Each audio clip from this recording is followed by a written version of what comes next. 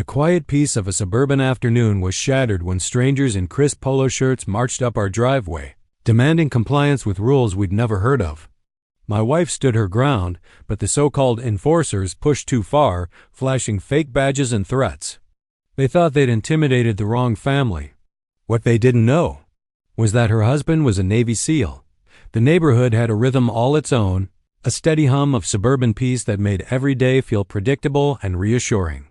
Trimmed hedges, freshly watered lawns, and the faint sound of sprinklers clicking through their morning cycle painted a picture of calm that seemed almost untouched by conflict.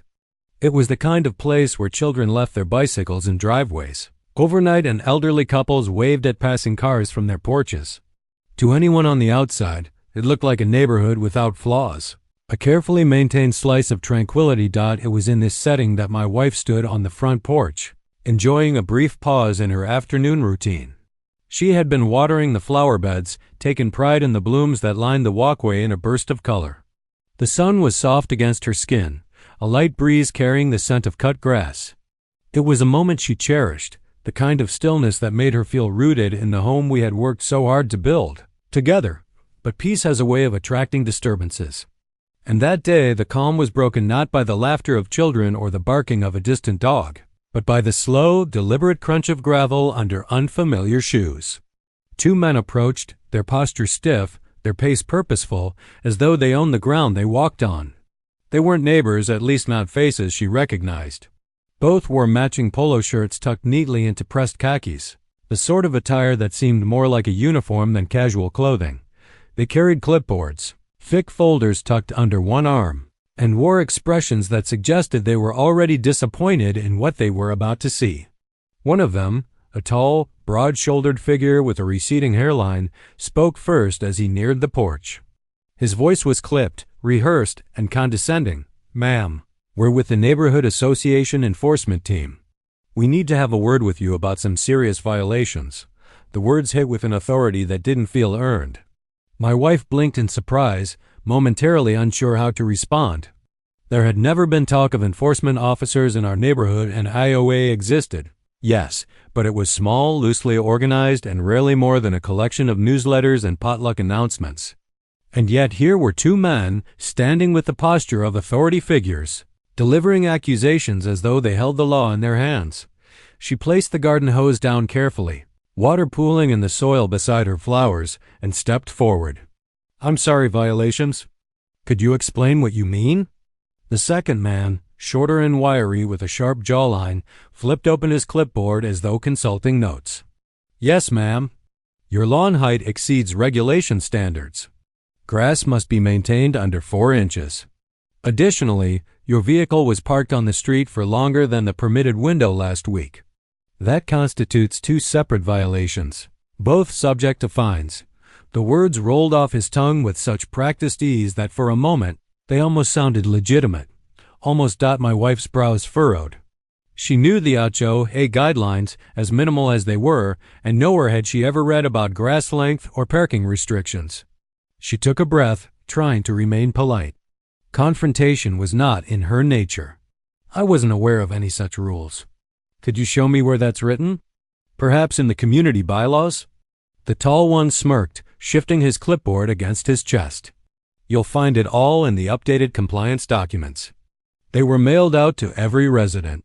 Failure to comply will result in escalating penalties and, if necessary, legal action."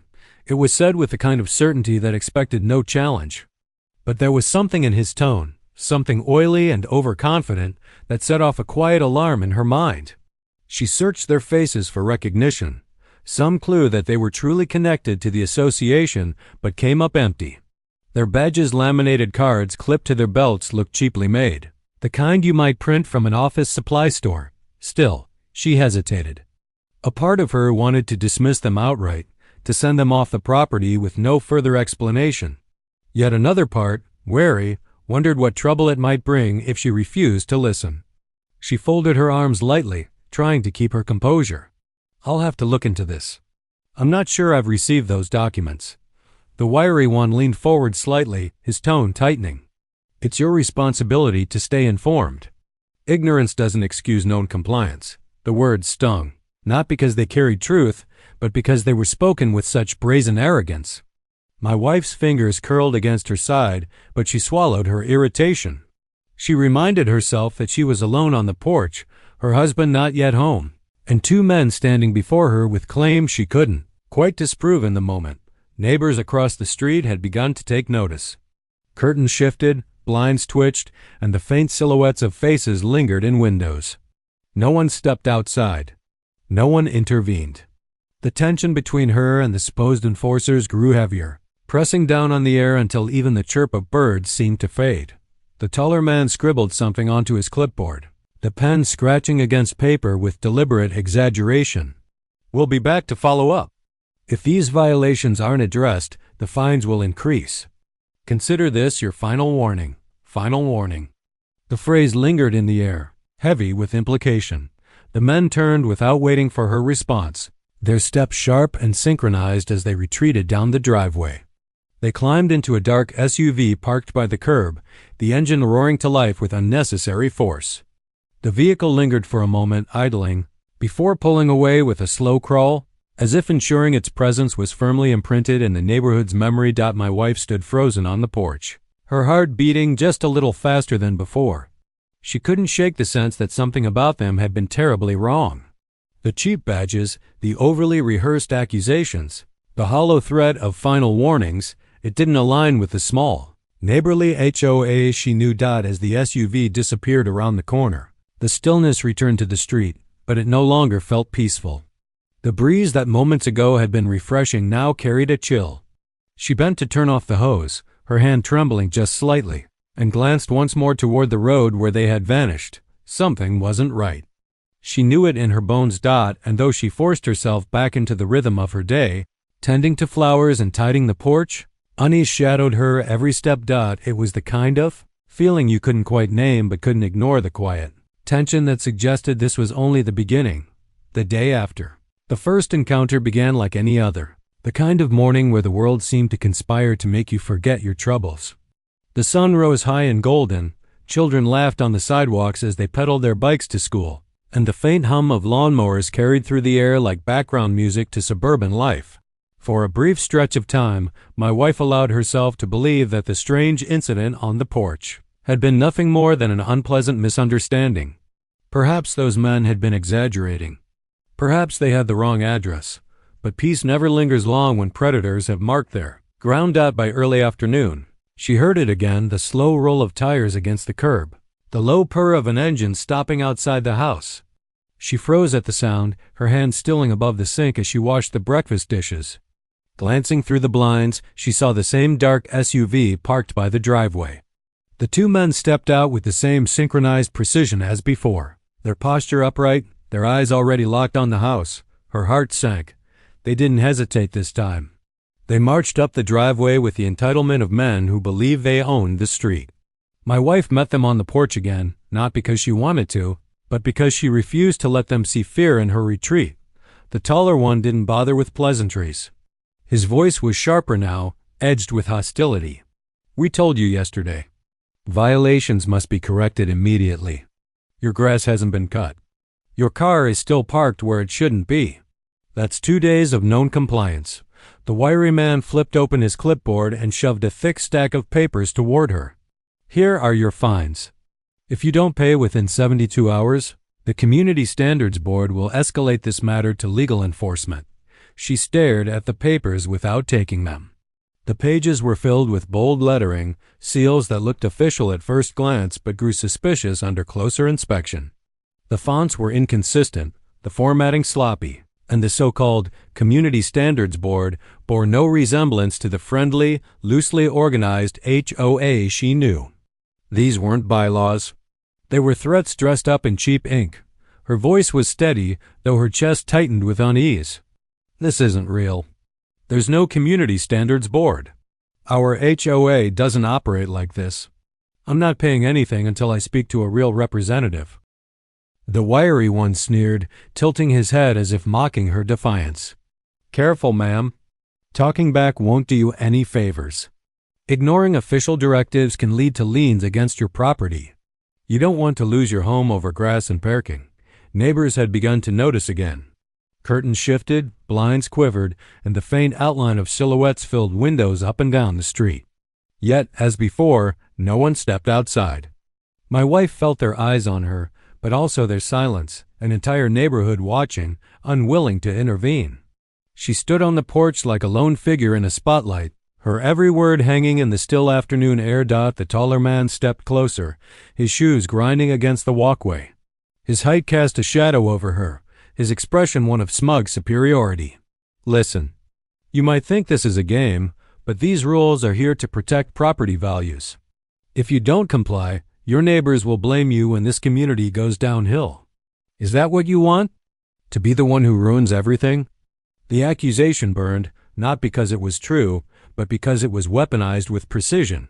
He wasn't just threatening her finances. He was painting her as the enemy of her own neighborhood. She could almost feel the unseen eyes from behind the blinds, judging her, wondering if she really was in the wrong. Still, she stood her ground. I'm not signing or paying anything until I've spoken to my husband. You need to leave. The wiry one's face twisted into a cruel smile. He leaned in just enough that his voice dropped into a low, menacing tone. Oh, we've heard about your husband. Navy man, isn't he? Always away, always leaving you to deal with things alone. Funny how tough men look real small when they're not around to back up their women. The words sliced deeper than any mention of fines or liens. They weren't just harassing her, they were mocking him. The man she loved, the man who had spent years serving his country. They had crossed into dangerous territory, and though they didn't yet realize it, they had lit a fuse that would burn hotter than they could control. Her pulse quickened, fear tangled with anger. She stepped back, her hand trembling as she reached into her pocket for her phone. For the first time, her composure faltered, but it wasn't in surrender, it was in resolve. I think it's time you spoke to him yourself, she said quietly, her thumb pressing the familiar contact on her screen. The dial tone filled her ear like a lifeline, each ring pulling her closer to the safety of his voice. The taller man smirked as if amused, as though calling for help proved his point about her helplessness. But beneath the smugness, a flicker of unease crossed his eyes. Predators thrived on isolation, and the moment someone outside the immediate scene was pulled into the confrontation, their power weakened. The wiry one muttered under his breath, barely loud enough for her to hear. He won't save you. It was the final straw. Neighbors leaned harder against their windows, sensing the confrontation had reached its peak. No one came outside, but the air was heavy with anticipation, the neighborhood collectively holding its breath. My wife pressed the phone tighter against her ear, her voice steady as she whispered into the line, "You need to come home, now." The men exchanged glances, their confidence wavering for the first time. They had expected fear, compliance, surrender. Instead, they had met resistance, and worse, a call for backup. The SUV idled at the curb, its presence a reminder that these men had no intention of leaving quietly. But for now, the balance of power shifted ever so slightly, the threat of my return casting a shadow over their bravado. As my wife ended the call, her eyes met theirs with quiet defiance. The fear was still there, but it was no longer paralyzing, it was sharpened into resolve. She would not bend. She would not give them the victory they sought, and though she didn't know exactly what would happen when I walked through that door, she knew one thing with absolute certainty. These men had just made a very dangerous mistake. The SUV's doors slammed shut as they retreated for now, their departure more tense than the day before. The neighborhood exhaled in silence, the drama settling into the quiet streets like a storm cloud waiting to burst. Inside, my wife sat down, her phone clutched in her hand. Relief mingled with dread. Help was on the way, but so was the reckoning. By the time I pulled into the driveway, the late afternoon light had begun to settle into that golden haze that made the neighborhood look almost picturesque. Kids were no longer riding their bikes, sprinklers had gone quiet, and the street looked calm from a distance. But calm is often a mask, and the moment my tires rolled over the curb, I could feel the tension radiating from my own home. The black SUV was there again, parked like a sentinel across the street. Two men leaned against it, arms crossed, their eyes snapping toward me the moment I stepped out of the car. Posture, stance, the subtle puff of the chest, the way they tried to occupy more space than their bodies allowed, it all told me exactly what I needed to know. These weren't HOA enforcers. They weren't even professionals. They were pretenders, playing dress-up with authority they didn't own, using intimidation like a cheap prop in a bad play. But I'd seen real intimidation. I'd seen men who could end a fight before it began, who carried the kind of presence that silence itself bowed to. These two? They were actors who didn't even know their lines. I set my jaw, forcing my stride into something relaxed, calm, collected. I wasn't going to meet them with fire, not yet. The strongest moves are the ones that lull your opponent into overconfidence. Afternoon, I said evenly, walking toward the porch where my wife stood. Her eyes told me everything before her words did, frustration, unease, and a thread of relief braided together. She didn't need to explain. I already knew. The taller one peeled himself from the SUV and swaggered across the street, clipboard tucked under his arm like a badge of honor. "You must be the husband," he said, his tone carrying that oily smugness I'd heard 100 times in deployments. From men who thought power came from volume. I tilted my head, squinting slightly as though trying to place him. "And you are?" "Community Standards Enforcement," he snapped back, flashing the laminated card clipped to his belt. It caught the light for a second, but up close, the edges were fraying. The lamination bubbled where heat had warped it. Cheap. Amateur. I leaned just enough to get a closer look without actually touching it. "Never seen you around before." Funny, I thought I knew everyone on the board. The wiry one joined him, flipping through his stack of papers with unnecessary theatrics. "Doesn't matter if you've seen us or not. These are official violations. Grass length. Street parking. Both are against community rules. You're out of compliance, and you'll face escalating fines unless you correct it immediately." I let a small pause hang in the air, then gave them a slow nod. "Interesting. You mind if I take a look?" The wiry one grinned, too eager, and handed me the papers. I flipped through them carefully, letting my eyes trail over every line. To anyone untrained, it might have looked legitimate stamps, seals, bold headlines about community order. But the inconsistencies were glaring. Spelling errors. Dates that didn't line up. Clauses that referred to rules that no HOA in the country would enforce. I let my brow furrow just slightly, feigning confusion rather than recognition. I don't remember getting this in the mail. When was this supposedly sent out?" "Last month," the wiry one replied without hesitation. "Too quick. Too smooth." "Funny," I said, flipping a page back. "Because this one references a meeting held last week, supposedly approving all these changes. How exactly could something sent a month ago include something from last week?" The taller one stiffened, his jaw tightening for a fraction of a second before his expression smoothed back into arrogance. "Huttel." A small one, but enough for me to know I'd struck the right chord. "Look," he barked, stepping closer, "you don't need to play smart. Just fix the violations. Cut the grass. Move the car. Pay the fine." Simple as that. I met his stare, unflinching, my face calm.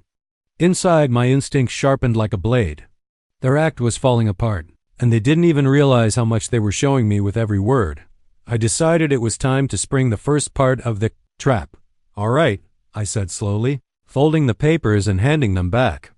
"You say you're with the HOA, right?" "Which one?" The wiry one blinked. "What do you mean by which one?" "This one." "This neighborhood." "Sure," I said, nodding. "But what's the name of the association?" "Every HOA files under a registered name." "What's yours?" For the first time, silence. A flicker of panic crossed his eyes before he muttered, "Community Standards Board." I let a small smile tug at my lips. "Interesting. Because I've been paying dues to something called the Lakeview Homeowners Association." "Never heard of your board?" "You must be new." The taller man's shoulders tensed again, the performance cracking under the weight of a question they weren't prepared to answer. But instead of retreating, he doubled down, stepping closer until he was nearly toe-to-toe with me. "You think this is a joke?" He hissed.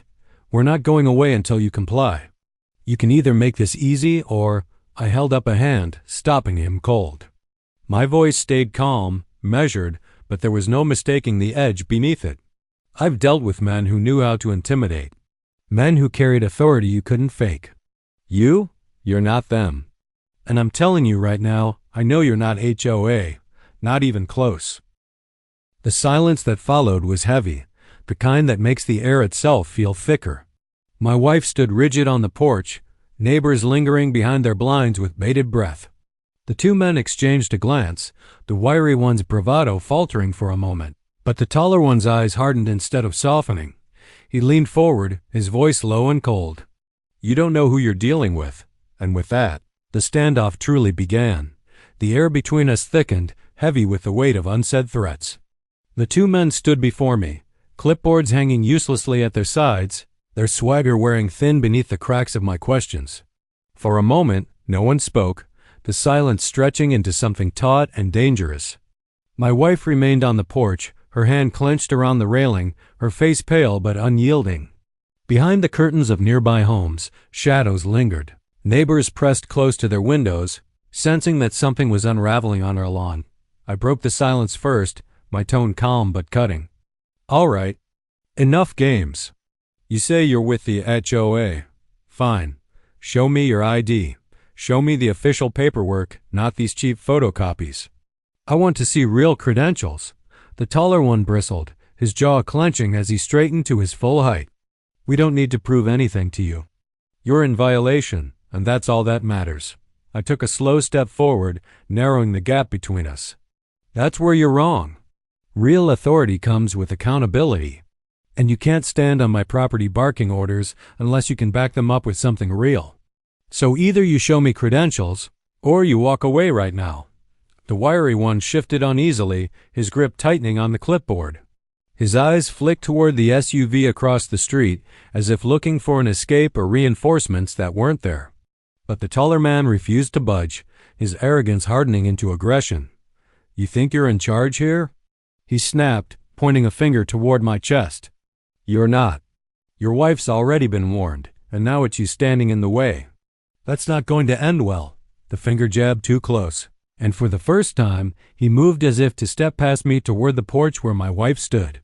My hand lifted instinctively, palm out, stopping him before his foot could touch the first step.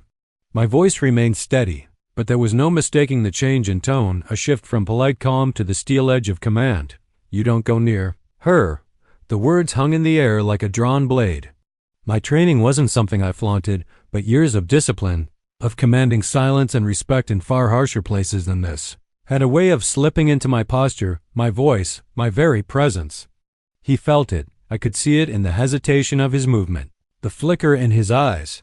But arrogance is stubborn, and arrogance doesn't retreat easily. The wiry one found his voice, louder now, meant to echo across the street. "We don't need this. Let's just write him up too. We'll add obstruction to the list. How about that?" His words carried, intentionally loud enough for the neighbors to hear. Curtains parted wider, silhouettes pressed closer to the glass. A few front doors cracked open, cautious faces peering into the street. The audience was growing, their quiet presence amplifying the tension. The taller man smirked, emboldened by the attention.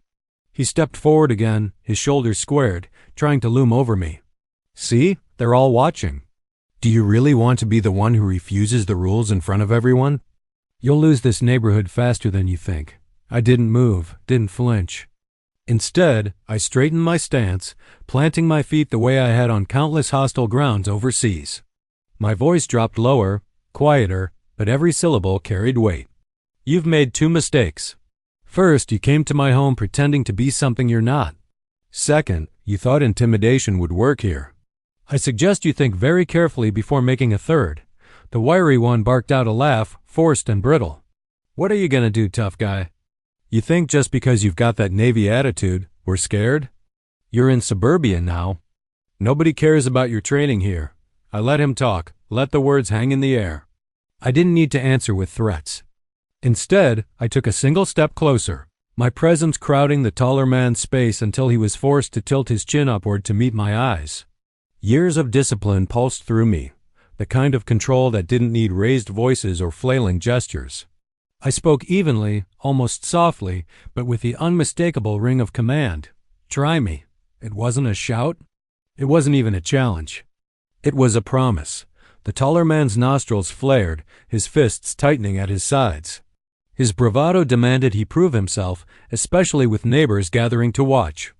Backing down now would unravel the image of power he had worked so hard to project. He glanced toward the wiry one, who gave him the faintest nod, a silent encouragement to push forward. And so he did. He shoved his clipboard into my chest with sudden force. A sharp, deliberate motion meant not just to provoke, but to escalate. The hard edge of the plastic smacked against my sternum as he tried to push past me toward the porch. The neighborhood gasped collectively, a ripple of sound from behind curtains and cracked doors. My wife's hand flew to her mouth, her body rigid against the railing. And there we stood, frozen for a split second in the charged aftermath of that shove, the predator testing the wrong prey, the audience watching with bated breath, and me, the Navy SEAL, no longer willing to play their game of false authority. The confrontation had shifted. The moment of decision had arrived. The shove wasn't much. To anyone else, it might have felt like little more than a chest bump, an act of arrogance, not true violence. But I'd learned long ago that intent matters more than force. It wasn't about how hard he pushed. It was about the line he chose to cross. He had invaded my space, challenged my presence, and tried to use my own home as the stage for his intimidation. That was a mistake. The moment his clipboard struck my chest, my body responded the way it always had in situations like these, controlled, instinctual, precise. My hand came up, seizing his wrist before he could retract it. A sharp pivot of my body turned his shove into momentum against him. In a single motion, I twisted his arm, forcing him off balance and down onto one knee, the clipboard clattering uselessly against the concrete. Gasps echoed across the street. Curtains fluttered wider, and front doors creaked open fully now. The neighborhood wasn't just watching, they were witnessing. The man groaned, trying to pull free, but I kept my grip firm without going further than necessary. I wasn't here to brutalize him. I was here to make a point. Years of training demanded discipline above all else. Use only the force required. Nothing more. Nothing less. Lesson number 1. I said quietly, my voice low enough for only him and his partner to hear. Don't lay hands on someone unless you're ready to deal with the consequences. The wiry one froze where he stood, his bravado cracking like thin glass. His eyes darted between his partner on the ground and the growing crowd of neighbors lining porches and driveways.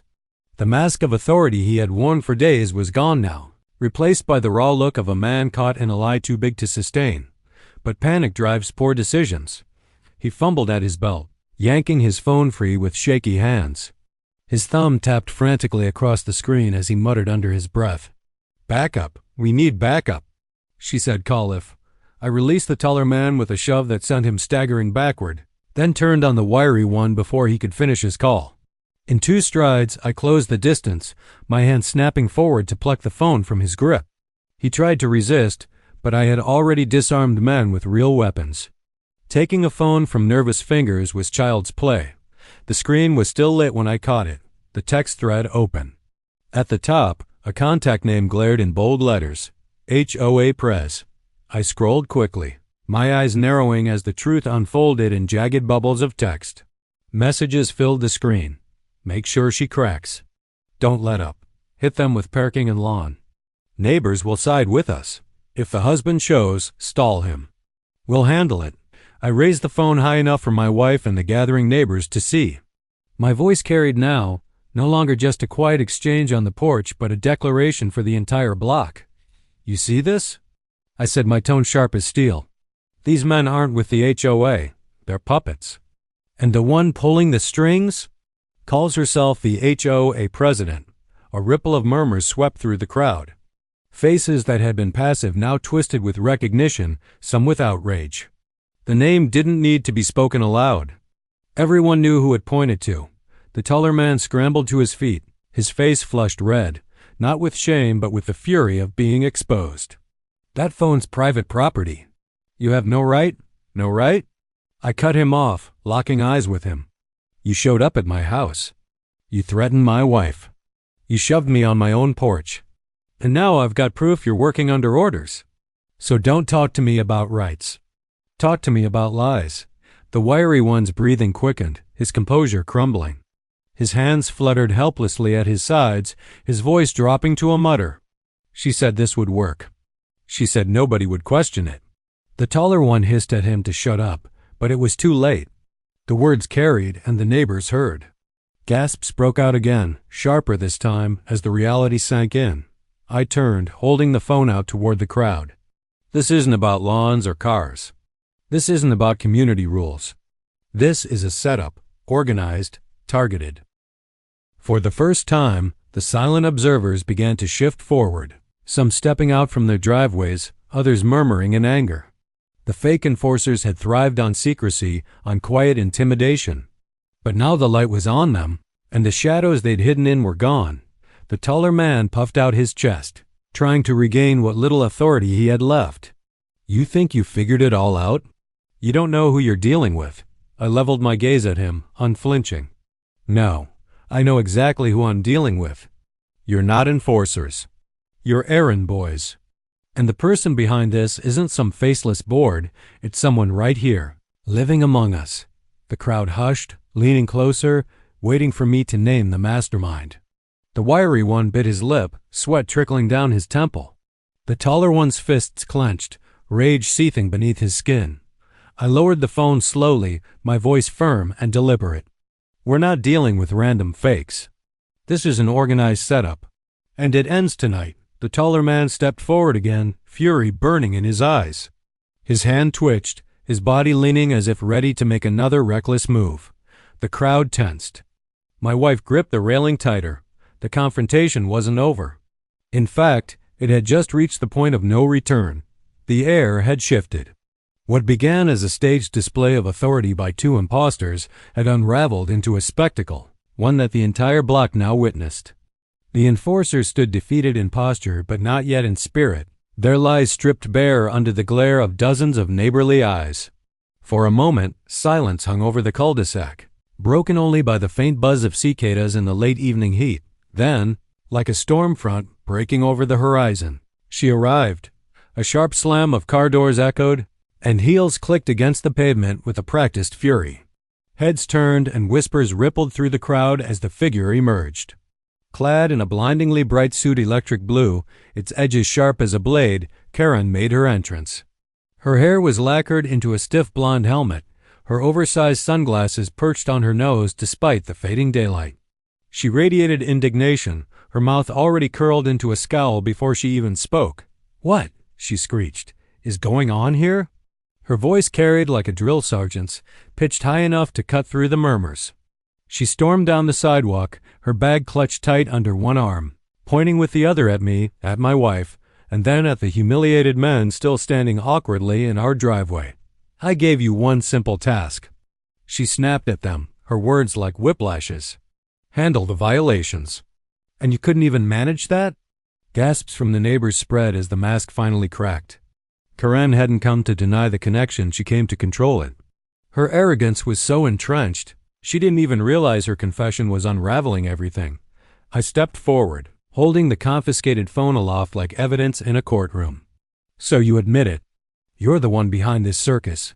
Her head snapped toward me, eyes narrowing into icy slits. "Don't you dare raise your voice at me. I am the president of this association, and I have every right to enforce community standards." "You're not enforcing anything," I shot back, calm but unyielding. "You orchestrated harassment. You sent men to intimidate my wife when I wasn't here. You told them to escalate, to threaten, to make sure she cracked." I turned, letting my words wash over the assembled neighbors. "And it's all right here, in your own messages." The crowd buzzed louder now, angry, unsettled. Neighbors who had once been passive observers now exchanged glares with one another, some nodding at me, others glaring at Karen with dawning resentment. But Karen was not a woman who yielded to shame. She doubled down, throwing her arms wide as if appealing to an invisible jury. "Property values don't protect themselves," she screamed. "If we don't have order, if we don't have discipline, then people like them." She jabbed her finger toward my wife, her voice rising to a shrill crescendo. "We'll drag this neighborhood down.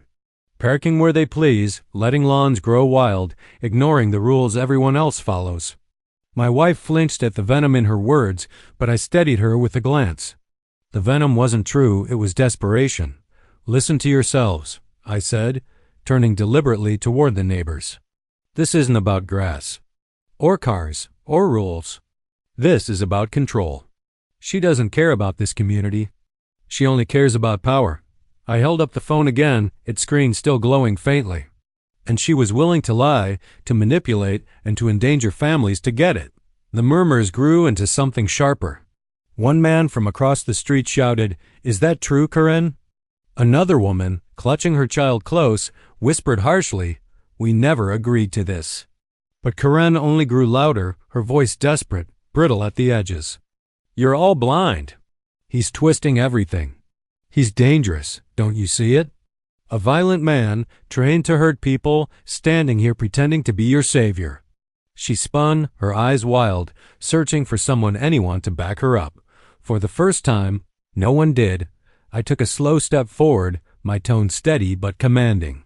"You wanted to control through fear. That ends tonight." Her lips pressed into a tight, furious line. Then, with trembling hands, she pulled out her phone.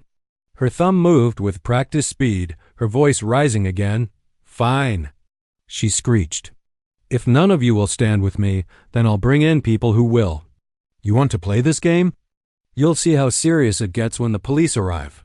The word police sliced through the air like a blade. For a moment, uncertainty rippled across the neighbors' faces. Some whispered, worried, wondering if she could spin this against us. Others looked to me, searching for assurance. I didn't flinch. I didn't move. I only held her gaze and said, quietly enough that only those closest could hear, "Go ahead. Make the call. You'll have to explain every message, every scheme, every witness here tonight." Her jaw tightened, her teeth grinding audibly as she slammed her phone shut. But it was too late. The call had already gone through. She turned her back to us, her posture stiff with false triumph, as though she believed help would vindicate her. Then came the sound. Faint at first, a low wail in the distance. Then louder, closer. Sirens. The neighbors turned their heads toward the sound, some clutching their arms, others backing away from the center of the street.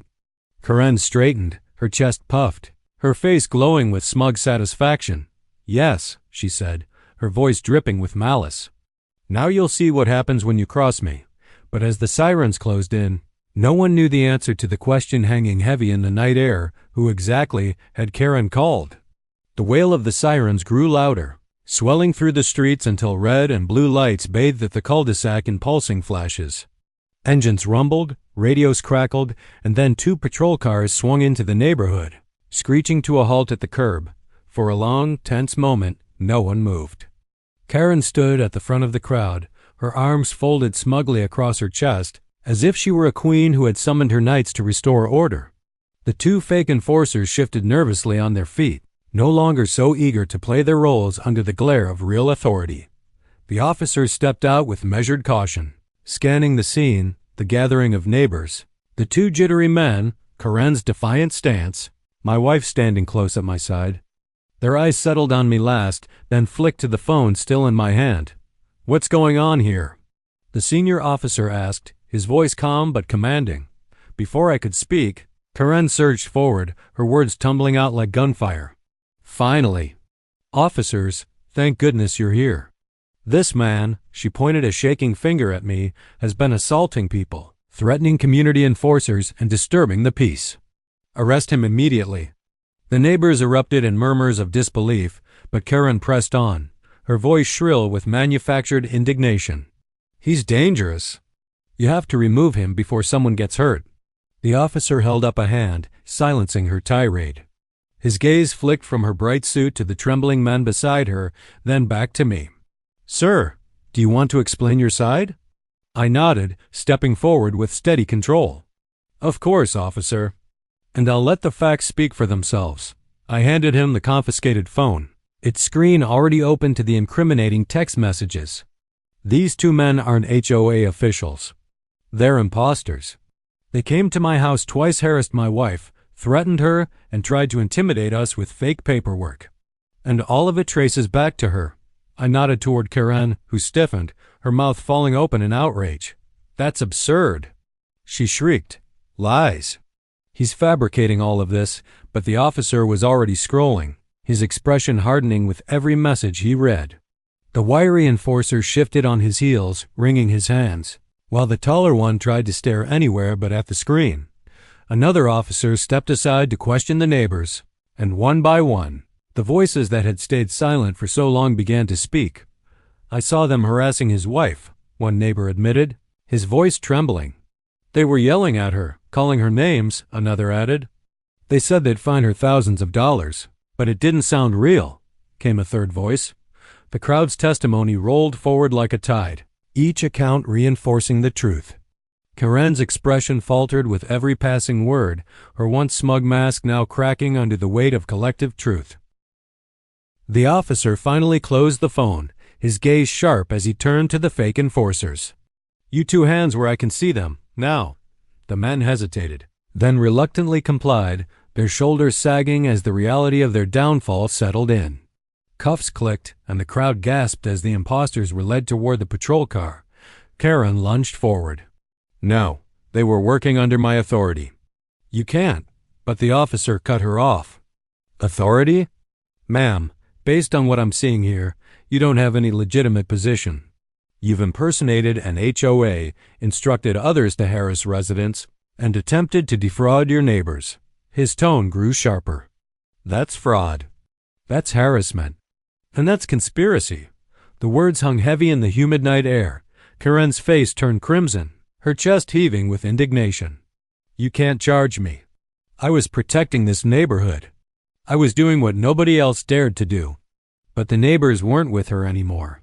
A chorus of angry voices rose, cutting through her defense. "You lied to us. You don't speak for this community. We trusted you, Karen, and you abused that trust." The walls she had built with fear and manipulation crumbled in seconds under the weight of truth and unity. For the first time, Karen looked small, just a woman in a gaudy suit, flailing desperately as her empire collapsed around her. The officer sighed, gesturing for her to step aside. "Ma'am, you'll need to come with us for questioning." She stumbled backward, shaking her head violently. No, this isn't how it ends. I won't let it end like this." But two officers moved in, gently but firmly guiding her toward the second patrol car.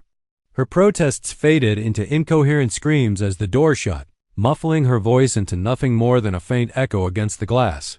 Silence washed over the neighborhood at last. Only the flickering lights and the hum of engines filled the space where Karen's tirade had once thundered. I turned to my wife, who exhaled deeply, the tension finally slipping from her shoulders. She leaned into me, relief written across her face. "It's over," she whispered. I squeezed her hand, my gaze sweeping across the neighbors. "It's only over because we stood together," I said, my voice carrying just enough for them to hear. Bullies thrive in silence. They crumble when truth and strength unite. For the first time in days, maybe weeks, the neighborhood seemed lighter. The air no longer carried the weight of intimidation. People smiled at one another, exchanged relieved nods, and even approached us with apologies for their silence before. The spell Karen had cast was broken. The officers finished their work, loading the impostors and Karen into their cars. With a final flash of lights, the patrol vehicles rolled away, leaving behind nothing but quiet streets and a crowd of neighbors who at last felt free again. As the cul-de-sac emptied and the last of the onlookers returned to their homes, my wife and I stepped back onto our porch. The house felt different, now no longer a target, but a fortress of truth. I sat beside her, the night air cooling as crickets began their song. I thought of the men, of Karen, of how fragile their scheme had really been once the light hit it. Bullies, no matter how loud, were never built on strength, only fear. And fear always collapses when someone stands tall. Yet even as peace settled over the neighborhood, a shadow of unease lingered at the back of my mind. Karen was gone for now. But as the patrol cars disappeared into the night, I couldn't shake the feeling that this wasn't the last we'd hear from her. Some people don't surrender to the truth. They bide their time, waiting for another chance to strike. I looked out across the quiet street, the faint echo of sirens still fading in the distance. Justice had been served tonight. But the war with Karen? That, I knew, was only just beginning.